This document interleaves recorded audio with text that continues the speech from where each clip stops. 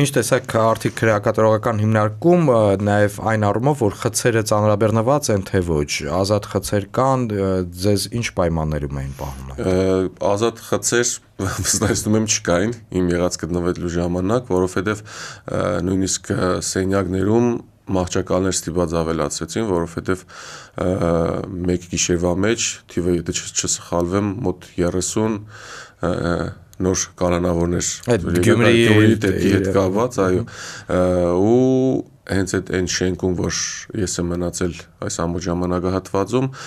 վստահեցնում եմ, որ ազատ տեղ չունեինք, նույնիսկ մի փոքր ավելի հարմարված անում էինք, բայց այնտեղ իսկ ինչ վերաբերում է, թե ինչ այնտեղ տեսա, նշեմ, որ տեսա,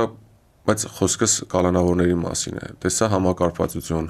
տեսա համախմբվածություն, տեսա կարգուկանոն, որը մեր մոտ մենք միշտ բան ենք ունեցել, որ չի եղել նմանատիպ վայրում, իրեն մոտ կարծիք կա, որ այնտեղ մարդկանց են ուտում կամ ինչ-որ տես բաներ են անում, բայց չէ, ամբողջը մաքուր,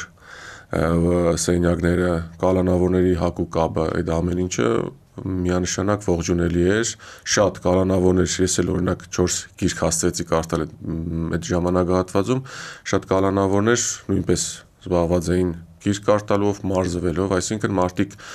կալանքի ժամանակ գտնվելու պարագայում չեն կոտրվում,